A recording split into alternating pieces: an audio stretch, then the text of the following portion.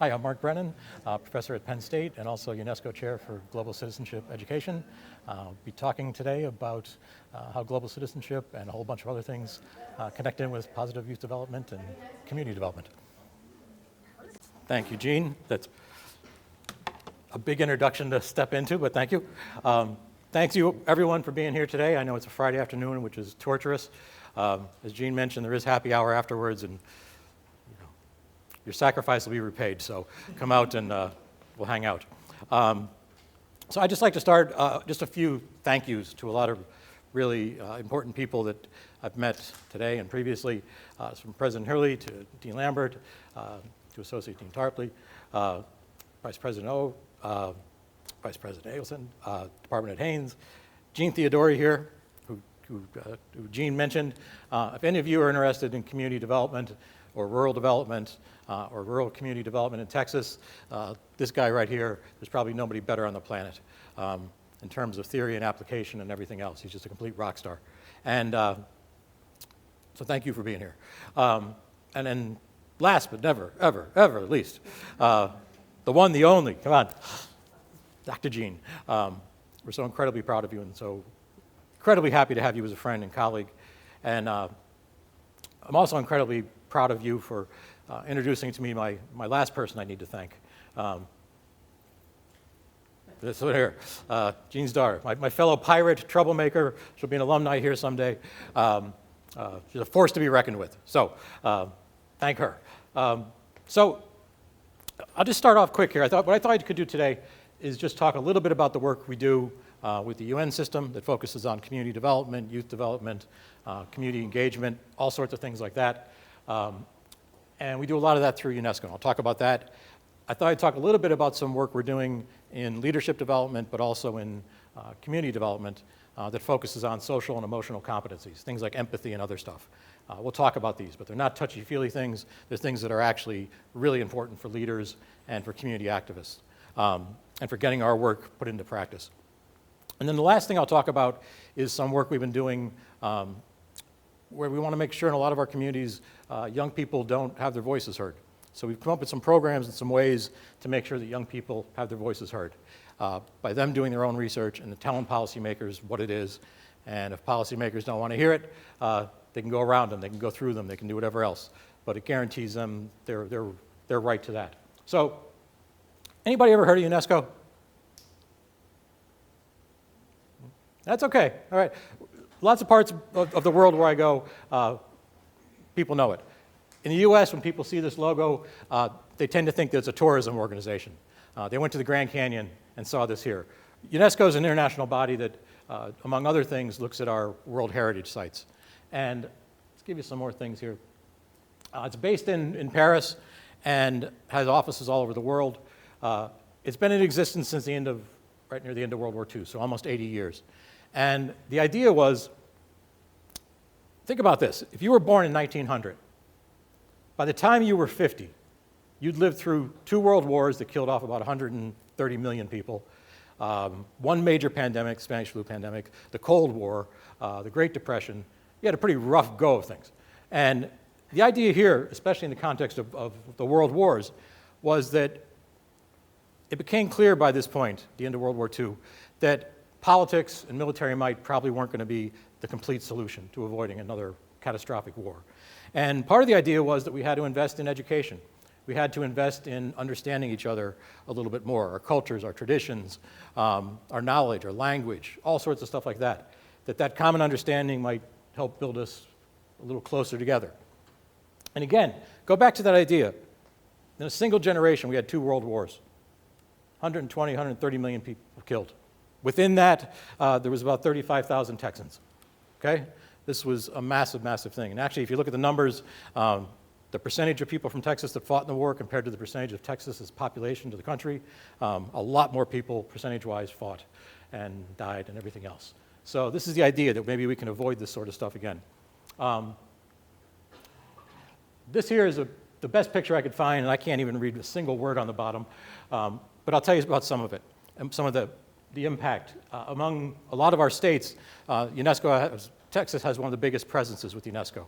So I won't point them all out. We've got UNESCO chairs like myself at UT Austin and Arlington. We've got 2 biosphere reserves on the Ed. So Big Bend and what's the other big one? Go on, big, begins with a T. Big biosphere. Look it up and I'll tell you at happy hour. I've got it. There's also one of the most important World Heritage sites, and it's the San Antonio Missions, which of course the Alamo and others are in there.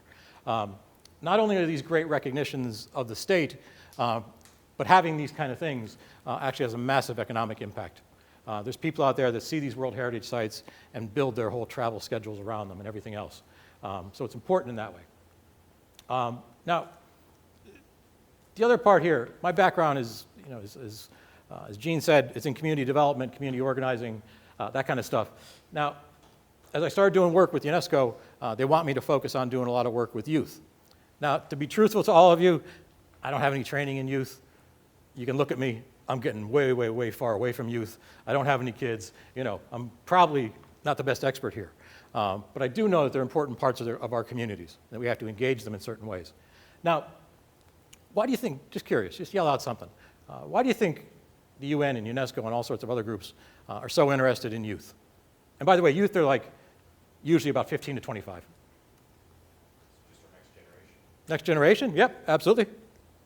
Why else do you think? There's a lot of them. There's a lot of them. Yeah. I'll show you how so much. 1/3 of the planet's under 15.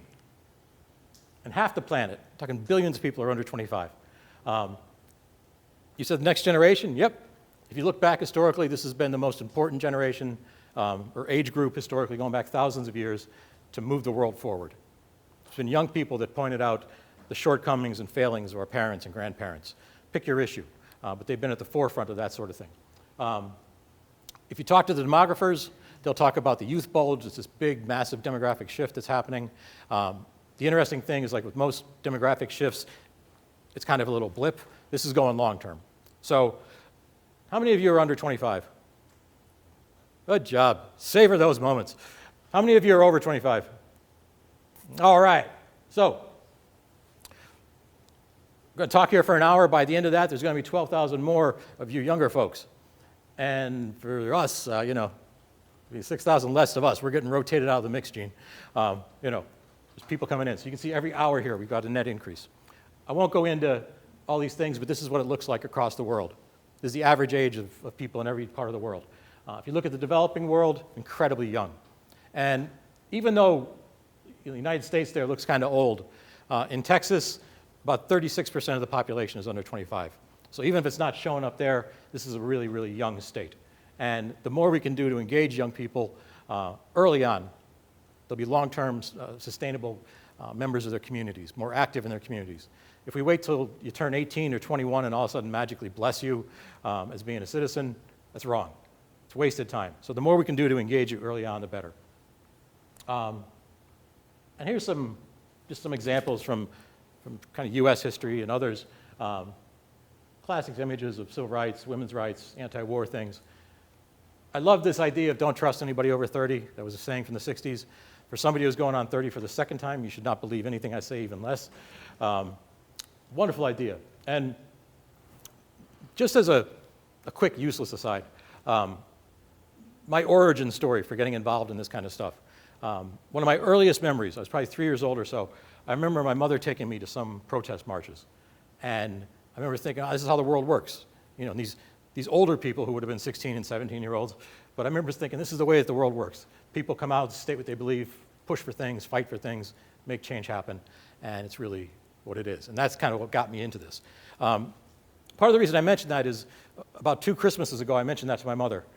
And I said to her, those protest marches like you used to take me to when I was a kid, what were we protesting for? And she just looked at me like, what the hell are you talking about? And I said, we used to go out and go to those protest things. And then I'll never forget it. She went, Reality was, I was a single mother. We didn't have a television. We were pretty poor. You were a hyperactive kid. I took you out to a march. You screamed and yelled for 2 hours.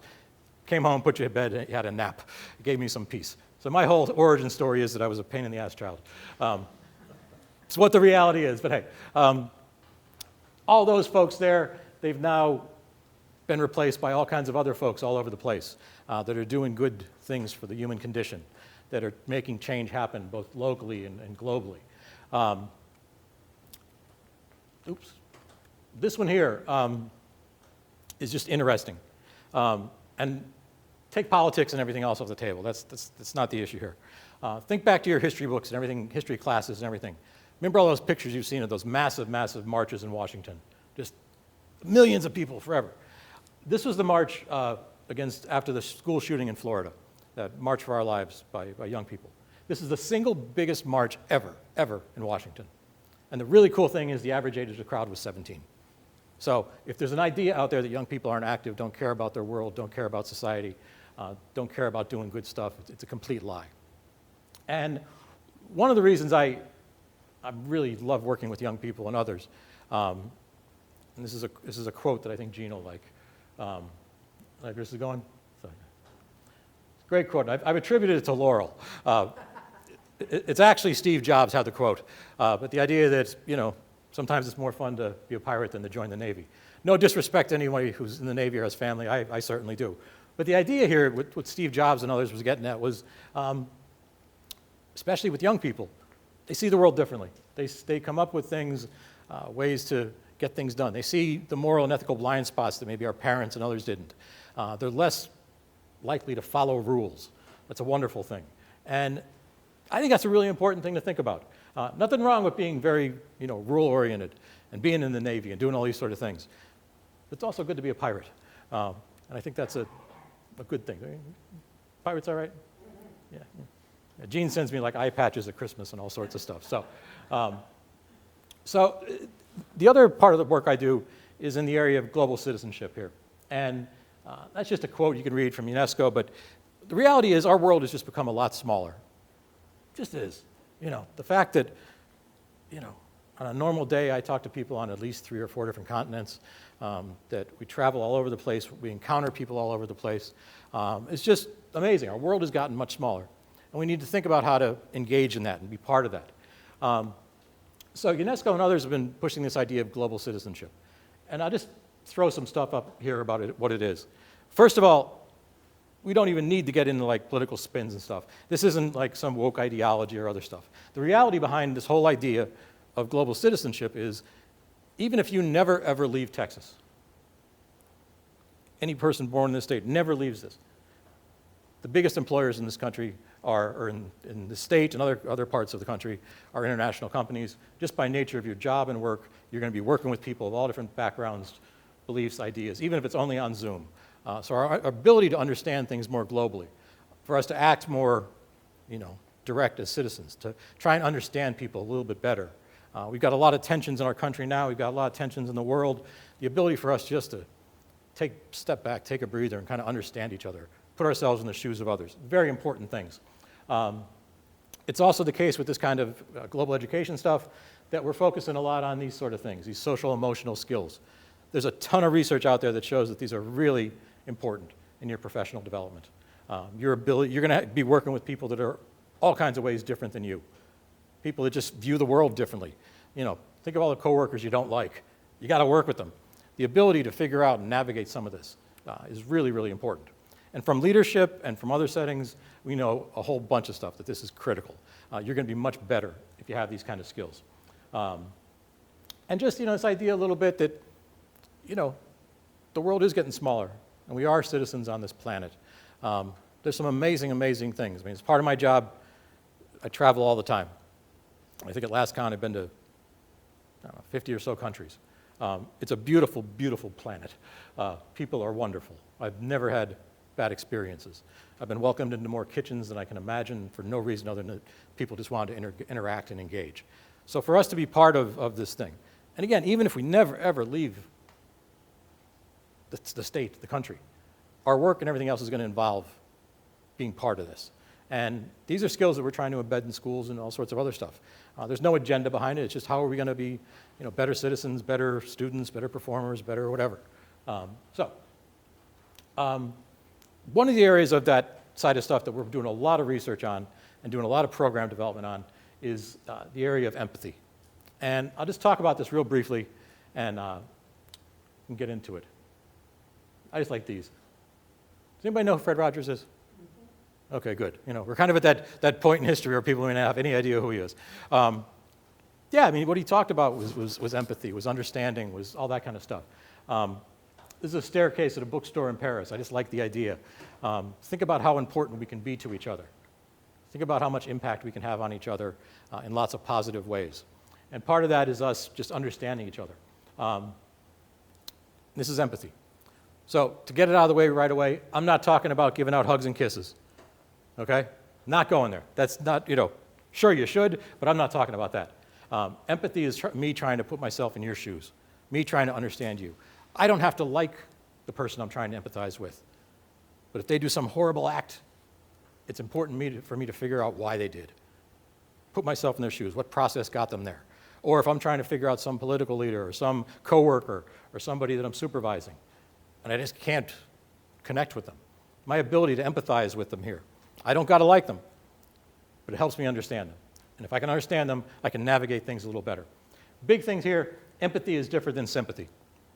Sympathy is about you, believe it or not. Think about it, when someone has a death or something, you say, oh, you're in my heart, my thoughts and prayers. Oh yeah, hang in there, do a good job. You probably don't even think about either one of them, but you pat yourself on the back and say, oh, that was a nice thing for me to do, and off I move. They're two separate things, all right? And by the way, I'm not precious. There's no formalities here. Yell out any questions, comments. Something sounds like it's ridiculous, tell me. Let's have a chat. There's no formalities here, especially on a Friday afternoon. But here's the deal with what this empathy stuff is. And we've developed some curriculum that we use in schools and other settings. It's the ability to perceive other people's emotions. And that's kind of a natural thing we can do if we practice it a little bit better. It's the ability to understand people. You don't have to like their actions, but if you can understand what made them do those actions, that's an incredibly powerful tool. And I know lots of us in our jobs, certainly Gene and Gene, you can attest to this. Our ability to try and put ourselves in the shoes of others, just to understand what's making them tick, really valuable. Feel other people's emotions, separate from the self, and this idea of activating empathy. The idea that we can activate this process. I can sit there and try and figure out what's going on with you, but also kind of connect with you in a different way. I had somebody recently say to me a better interpretation of that. They said this last part, activating it, is the difference between a good friend and a great friend. And their take was, a good friend will bail you out of jail. A great friend will be sitting in jail with you going, boy, we really messed up this time. So there's probably some wisdom in there. I'm not sure, but there's something in there. So we've done tons and tons of research, and all of our research is designed to go into programs and practice. So we've developed empathy education programs for college level, for high school level, for other different levels. Cool things that come out of it. And I won't go through all of these, but we've become a little bit of better people.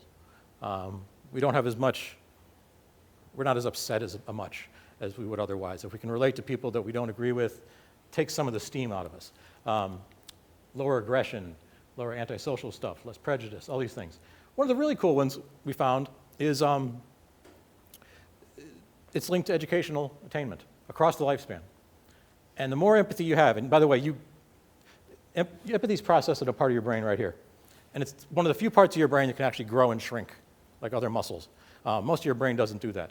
So the more empathy you can get by practicing and all this other stuff, it grows. And what we found was it's directly linked to knowledge retention by students. And the way that translates is, think about like your favorite movie or your favorite book, and think about the characters that really resonated with you. If I read a book like Charles Dickens, I read a short story about an orphan. That's a sad story about an orphan. Okay, fine, with not much empathy. If I have a lot of empathy, the way my brain processes that, it's a really weird thing. Your brain processes it as a lived experience. So think about it. You're not just looking at a sad story of an orphan. You actually are the orphan. We don't forget too much of our memories. We forget lots of stuff we've been lectured to. Here it's a Friday afternoon. You probably forgot everything I said in the last 10 minutes. But the idea, if we have these things like that lived experience, it sinks in better. And I've got some friends at Penn State in one of our research labs. They love to wire people up with electrodes on their head to see what happens. I'll I'll walk by and they'll say, come here, man. They'll put one on and say, like, smoke a cigarette. Let's see what happens. Like, they're just always trying to do some kind of weird gimmick with it. But certain parts of your brain light up like a candle with the more empathy you have. It's a really weird thing, and it's really important to us. A couple other things here, and I wanted to harp on all these. The more empathy we have, our relationships are better. It gives us a little bit of a break, which is interesting too. I have a very good friend of mine that I've known forever, and his father was by any measure a second father to me. And this friend of mine, he's suffered with mental illnesses his whole life, and really kind of debilitating mental illness. And this past year and a half, his father developed dementia. And my first thought was, this is going to put him over the edge. This is just, insurmountable. What actually happened was he turned into a whole different person. His role of being a caretaker to his father took him away from his stuff. He wasn't focusing on his own stuff anymore. He was being empathetic for somebody else. It completely transformed him. And it's pretty wild how that stuff happens. So even at the most basic level, we all have tough days, we all have tough lives at times. The ability for us to understand others and put it in perspective to us. Now, I might be having a horrible day, but then when I look at some other settings, man, some people got to have a real bad day. So think about that. Increases in esteem, different from our own stuff. The more of this we have, the more we tend to be a little more socially just, a little more open to different things. Look, we don't have to agree on everything, we don't have to like everything, but we also don't have to be enraged and freaked out by it. It's an important characteristic there. So, all right. So that's the empathy stuff. The other big thing we've been doing here is this Youth as Researchers program. And trust me, it's not as boring as it sounds, okay? I know you all had to take research methods courses and everything else, and they're usually torturous, and I know. This is different. We, again, think about half the planet being under 25. A lot of the international organizations wanted to hear the voices of youth. But way too often we hear these ridiculous statements like, youth don't know what the real world's like. Someday you'll see what the real world's like, all this kind of stuff. I think that's complete nonsense. I think they're well aware of what the world is like. Thank you very much. I think all of you are very well aware of what's happening in the world, and your world and everything else. You're on the ground 24/7. I'm getting old. I'm stuck in an office and stuck in front of the TV watching Netflix at night. You're living your lives. You're seeing stuff everywhere. So the idea was we had to come up with a way to get youth voice heard. Very often, politicians, program makers, others, they'll dismiss young people as just, they don't know what it's like. They don't know what the real world's like, all this sort of stuff. So we came up with the idea that if they can come to the table with some data, it's really hard to ignore them. And there's different things we can do. So I'm just going to give you some examples here. It's a participatory action research thing. What we did is we took you don't teach research methods, do you? I don't teach. Oh, good, okay. Yeah, most of the times it's taught really bad. I teach it really bad. What we did is we took a research methods course and we sat down with young people and said, put this into understandable language. And we created this workbook that actually most of my grad students want to read as opposed to the stuff I give them that says, here's the helpful tips and tricks of doing research. They pick the topic they want to study. We don't tell them they can't. We give them advice on doing things. If they want to do surveys or interviews, we're happy to give advice, but that's it. They own the research process. And, I won't go there yet. What they do is they go out and conduct research on the topic they want, how they want to do it, and then at the end, instead of doing, I'm going to let you in on a secret. You know those journal articles you have to read? Nobody reads them. Nobody, not even the person that wrote them. Do you ever read yours? No, read anything I don't write. Yeah, exactly, yeah. Instead of writing boring journal articles and reports, they do YouTube videos. And these resonate really good with policymakers. It's also the case that if policymakers and others don't want to hear it, they can go right through them. They can put their videos on Facebook, they can do all sorts of stuff. So it's empowerment at the same level. So I've got one here I'm going to show you just quickly. If you really want to see more of them later on when I'm done, we have one that we did in Philadelphia. And North Philadelphia, Gene, how would you describe North Philadelphia as a former Philadelphia? I was not allowed to go there. Yeah, it's as close to living in a third world country as I've seen. Incredibly high rates of everything from infant mortality to HIV to drugs to violence. It is really, really, really, really rough. And we did some research there with youth. And It's also a place where there's been tremendous clashes between the police and the local community, which is largely African American. Just tremendous amounts of things. So they did a study, and I can show you that later on if you want. I was going to show you that, but then we got talking before in a meeting about rural communities. And I want to show you one we did in Ireland here. And by the way, this youth researcher stuff, we've done it about 200 times all over the planet.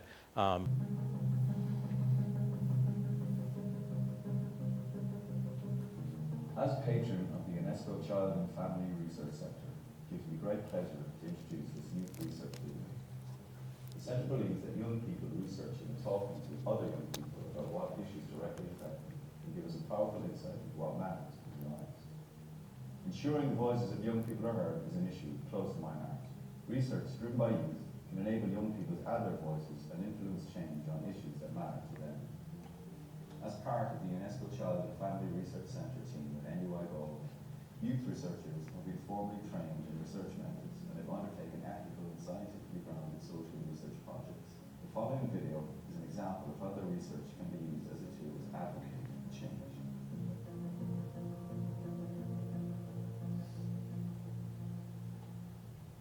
The youth researcher team from the Ballina Neighbourhood Youth Project set out to investigate how young people in Ballina are aware of and understand mental health and what can trigger mental health issues. As part of the UNESCO Child and Family Research Centre research team, young researchers felt that mental health has been much talked about in their area, but it is an issue that requires greater action. The team believed that mental health is a real issue for young people in Ballina and wanted to use their study to make more people aware of this fact. Youth researchers used anonymous questionnaires to allow complete privacy for participants, while also giving them honest information. They surveyed a total of 40 young people, 20 females and 20 males, aged between 13 and 18 in Ballina's local secondary schools. Here are the Ballina Youth Research Group's findings.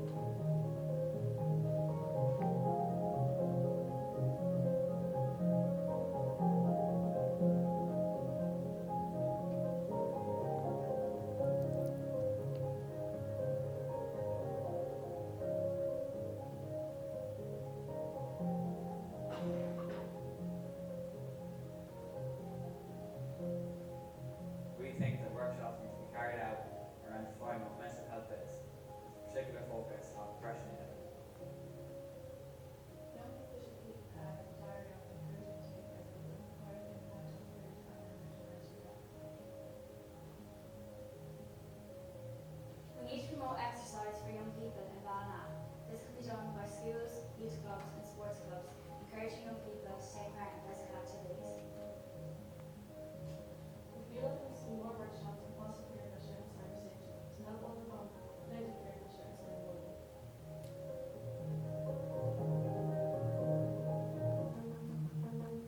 Okay.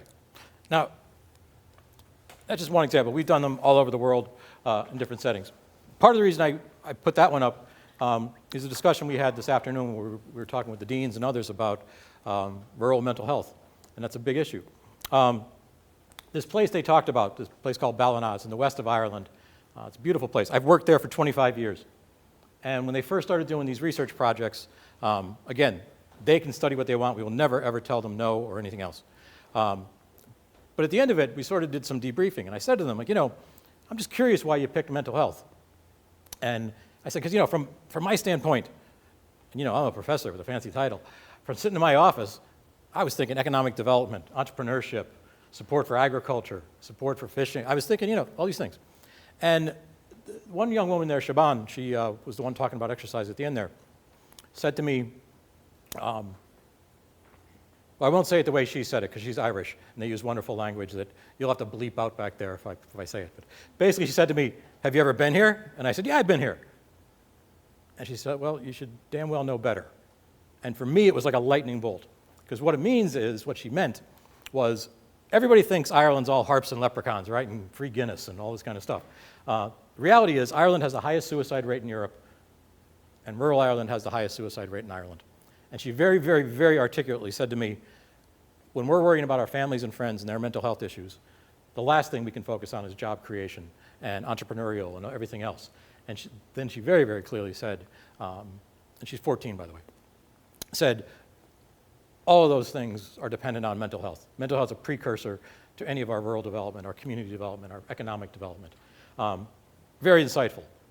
Some idiot like me sitting in my office thinking I know what I think I'm talking about, I would have said, oh, put your money into building businesses and other things.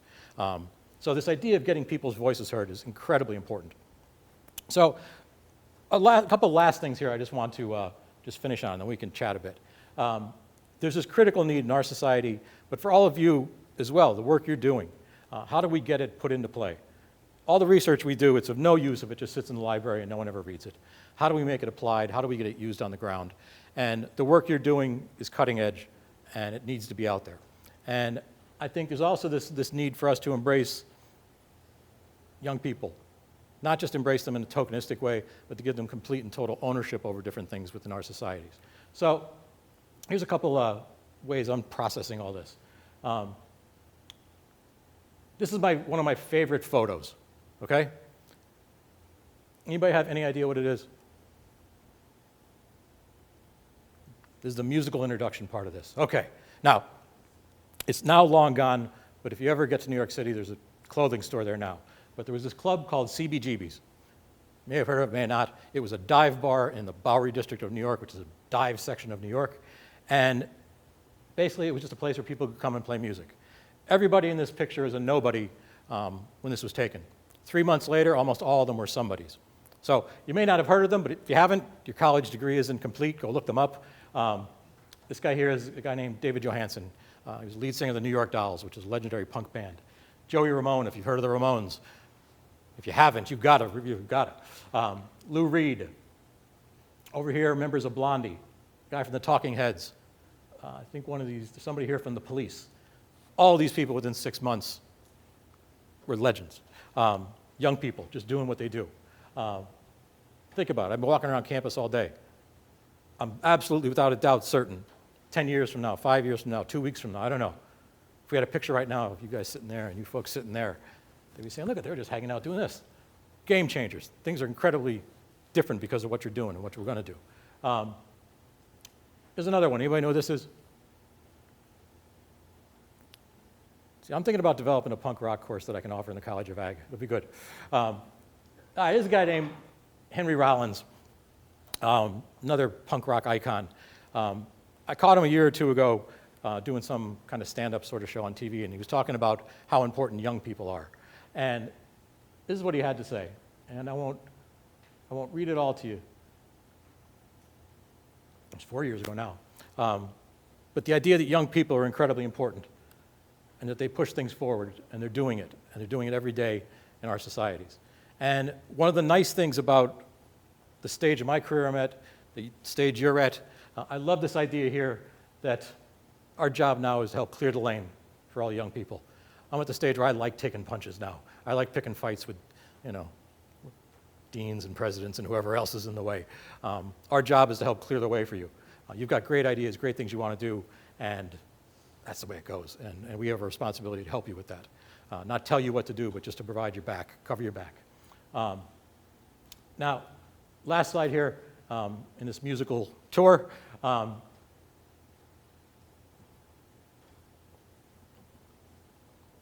do you think said this?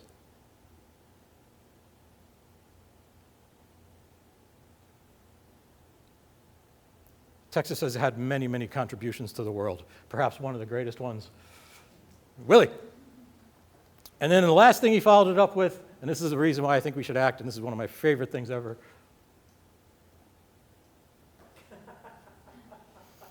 So if you don't know, that's Keith Richards. Keith Richards is about 195 years old. You know, he sneezes dust, you know, but they're not going to be able to kill him off ever. And Willie's getting up there too, and he's showing no signs of slowing down whatsoever. So what are we going to leave to them? So with that, and I'll wrap up now. With all these things we talked about, let's look out for each other a little bit more. Let's take the time to kind of try and understand each other a little bit more. We get a lot more done together than we do separated and all that sort of thing. Let's clear the lanes for those that are coming behind us. And there's a whole crop of people coming behind you. And our job is just to keep clearing the lane. So with that, we'll just wrap up. But much love and respect to all of you. Thank you for being here on a Friday afternoon. What are you doing on a Friday afternoon? Friday morning would even be bad, but Friday afternoon, oh. So here's all my stuff. If you want to talk more, email me, call me, text me, whatever. I'm always around. But I'm curious if you have any questions or thoughts or ideas, or do you just want to run off to the pub? Hey. So what do you think the leading causes of suicide are in Ireland compared to other countries? I think some of them are very similar to here. So rural areas, it actually, the World Health Organization, I think some of our government agencies here said the current pandemic is loneliness. And rural areas tend to have high rates of isolation. And the more isolated we get, life gets tougher. That's one. I think in a lot of rural areas in Ireland, just as the same as here, agriculture is a stressful business.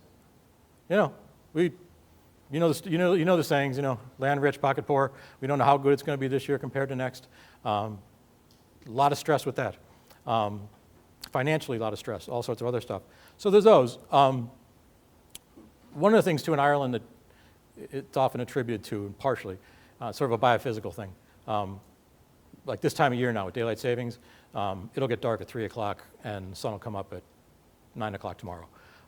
Dark, cold, rainy, windy. Not exactly an environment for you to be really, really cheerful. There's some debate and some discussion. That's why pubs exist in Ireland. Honestly, because it's a venue, it's a public house, and everything's dark, cold, rainy. Let's go in there and have some drinks, tell some stories, play some music, and just maybe not feel so bleak about things.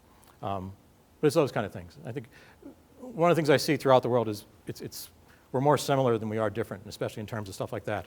You know, the conditions they're dealing with that have led to bad outcomes. I've seen that in Pennsylvania. I've seen it in rural parts of the Midwest, elsewhere. So, yeah. No, yeah. What's like the biggest struggles you see in the U.S. that like keep like the youth from like succeeding?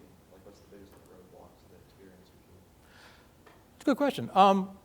I think in some settings, youth are dismissed as not knowing what things are like and not given the time of day to have their voices heard. I think in other settings, though, too, it's, you know, we've subtly been programmed. And I don't mean some conspiracy theory, like, you know, but like, you know, we've been subtly encouraged like that, what difference could I make? You know, how much of a difference could I make? You can make an enormous difference. I think also, too, you know, it's funny, and going back to that thought, you know, that idea, don't trust anybody over 30. I think there's a bit of wisdom in that. Like, I know you're incredibly busy and working your asses off. I know how incredibly busy you are. But it's also the case that, you know, maybe you don't have a car payment, maybe you don't have a mortgage, maybe you don't have any kids. You've got a bit of time to actually look at the world and see what's important.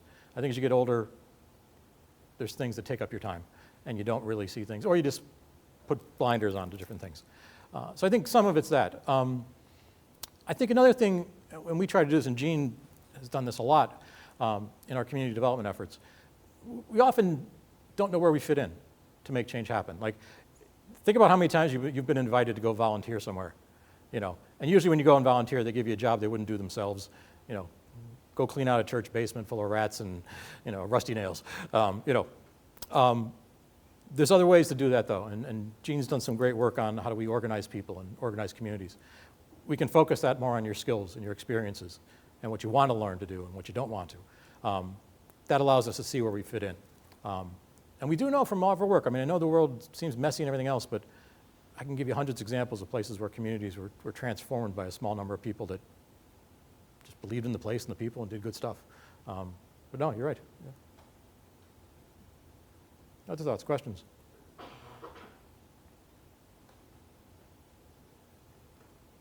Times for the pub. Oh, sorry. Well, No. no, I almost. So the youth as researchers, how did you get your grad students involved, or how do they step in and play a role?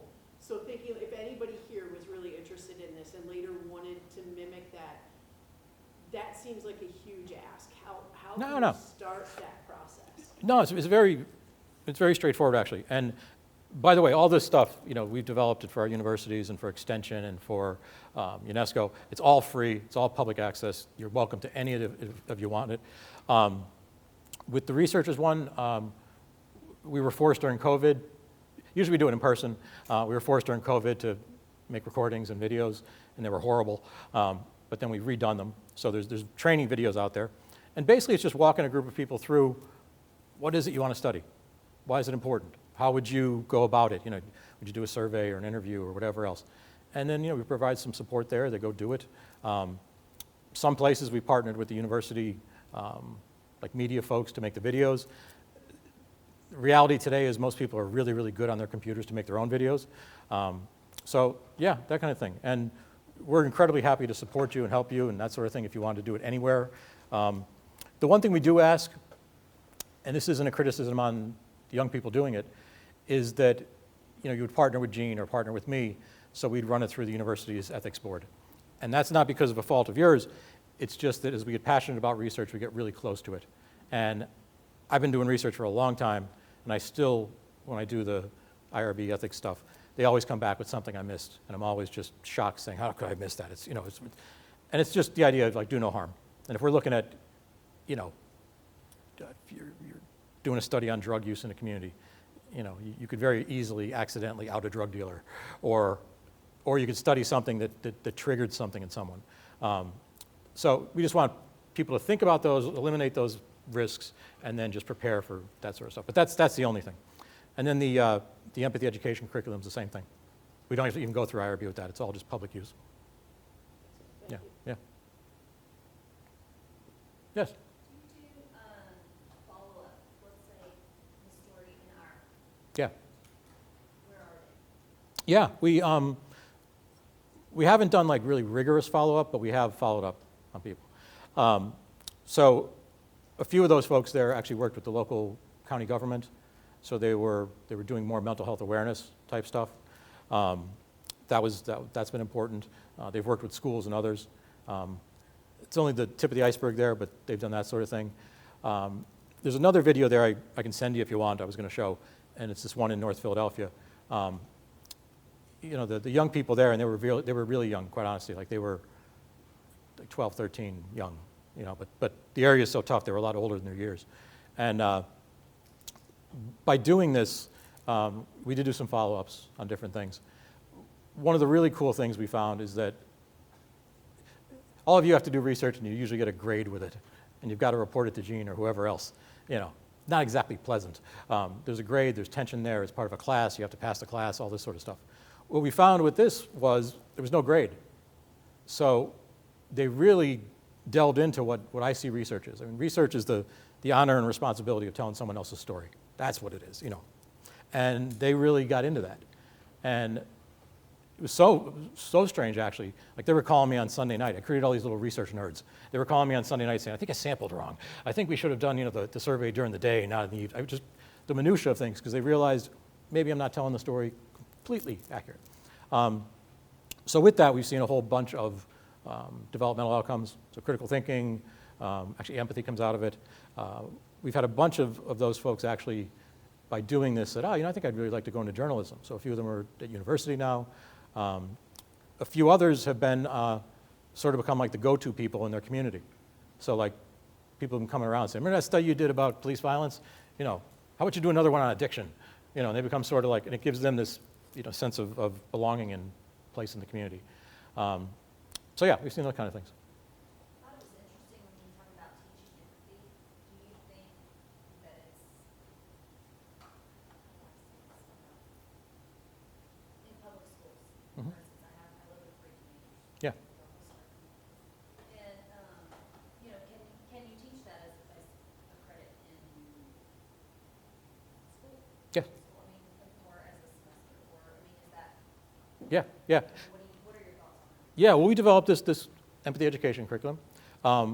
Actually, as a result of all these videos, and then I don't know if you saw the one at the beginning of the video there. Did you see the Irish guy that won the Oscar last year? Did you see it? It's Cillian Murphy?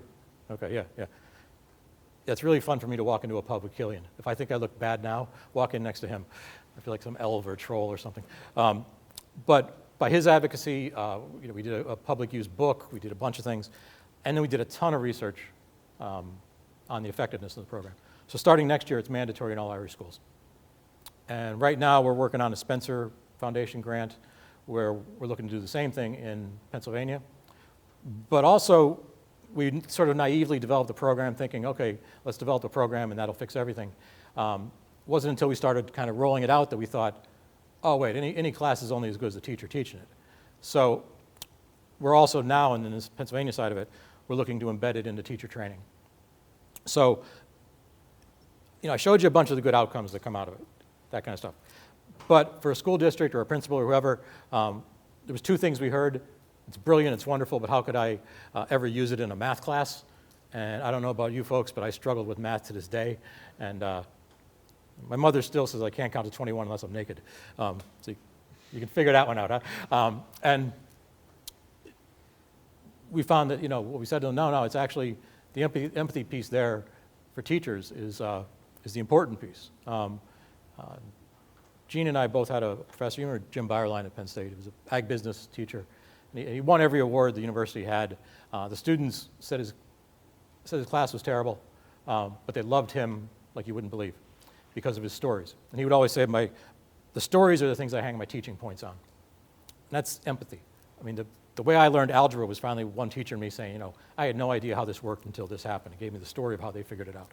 So that's one piece of it. So we're trying to get it embedded there. And in Pennsylvania, we're going to try to do that through continuing education credits with teachers. The other thing we heard from principals and others was that, and all of you can speak to this if you're involved in ag education or anything else, is that, yeah, great, but I can't take on another course. I can't take on another module, So by training the teachers, it can be woven into every course. It's not a standalone module. And there's also ways we can set it up in schools where it's peer-to-peer taught and other things. But yeah, and if schools don't want to do it for the right reason of people being better people, okay, if you want to play to the scores, your scores are going to be better than your students. Your teachers are going to get more awards. It's, so. Yeah, your teacher retention, your relationships between students and faculty, it's going to be different, yeah.